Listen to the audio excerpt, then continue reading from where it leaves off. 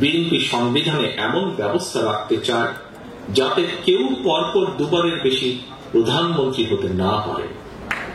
আমরা আইন, বিচার ও নির্বাহী বিভাগের মধ্যে ক্ষমতার ভারসাম্য রাখতে চাই। রাষ্ট্র পরিচালনায় সমাজের জ্ঞানী গুণীদের প্রতিনিধিত্ব এবং অংশগ্রহণ নিশ্চিত করতে দ্বিকক্ষ বা বাইক্যামেরাল পার্লামেন্ট সিস্টেম প্রবর্তন করতে চাই। আমাদের লক্ষ্য তরুণ ও বেকারদের জন্য কর্মসংস্থান, আর কর্মসংস্থান না হওয়া পর্যন্ত যোগ্যতা অনুযায়ী বেকার ভাতা প্রবর্তন। আমরা নিশ্চিত করতে চাই সর্বস্তরে নারীর অংশগ্রহণ, তৃণমূলের ক্ষমতায়ন এবং আবারও ঐতিহাসিক খাল কাটা কর্মসূচির বাস্তবায়ন। Health care, education, agriculture, energy, climate and economy সব ক্ষেত্রে আমরা আনার চেষ্টা আনতে চাই যুগোপযোগী আমূল পরিবর্তন, যেন তৈরি হয় স্কিলড হিউম্যান রিসোর্স, বৃদ্ধি পায় export oriented industries and national remittance, স্থাপিত হয় মেধাভিত্তিক রাষ্ট্র ব্যবস্থা। Decentralisation of power, universal health coverage, fair pricing for farmers and producers, need-based education and multilingual training, multi-modal communication system, housing facilities and social benefits for all.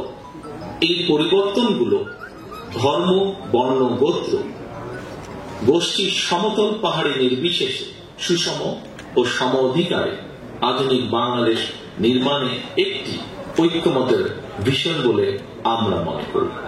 রাষ্ট্র কাঠামো মেরামতের এই রূপরেখা তৈরি হয়েছে শহীদ রাষ্ট্রপতি জিয়া রহমানের 19 দফা, দেশনেত্রী বেগম খালেদা জিয়ার ভিশন 2030, বিএনপির জনসম্পৃক্ততা এবং রাজনৈতিক অভিজ্ঞতার আলোকে প্রথমে প্রদত্ত 27 দফার উপর ভিত্তি করে, যা পরবর্তীতে যুগপৎ গণতান্ত্রিক আন্দোলনের শরিক সকল রাজনৈতিক দলের ঐক্য মতে 31 দফায় পরিণত হয়।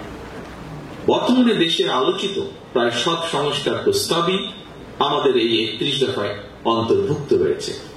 তবে আমি সংস্কারের উদ্দেশ্যে বলতে সেটি বুঝি যে সংস্কারের মাধ্যমে সংবিধানের কয়েকটি বাক্যের পরিবর্তন নয় শুধুমাত্র, বরং মানুষের ভাগ্যের পরিবর্তন হবে। অর্থাৎ একজন মানুষের রোজগারের ব্যবস্থা হবে, তার ও তার পরিবারের আর্থ সামাজিক নিরাপত্তা ও সঞ্চয় নিশ্চিত হবে। আমি সংস্কার বলতে সেটি বুঝি যা কর্মসংস্থানের মাধ্যমে প্রতিটি নারী ও পুরুষের বেকারত্বের সমস্যার সমাধান করবে, যে সংস্কার নারীদের সম্মান, স্বাধীনতা ও ক্ষমতায়ন নিশ্চিত করবে, যে সংস্কার সকল মানুষের জীবনের সুরক্ষা নিশ্চিত করবে, যে সংস্কার দেশের সন্তানদের আধুনিক শিক্ষা ও নৈতিক মূল্যবোধ গঠন করবে, যে সংস্কার মানুষকে কাঙ্ক্ষিত স্বাস্থ্য সেবা দেবে, যে সংস্কার বাজারে নিত্য প্রয়োজনীয় দ্রব্যের দাম স্থিতিশীল রাখবে।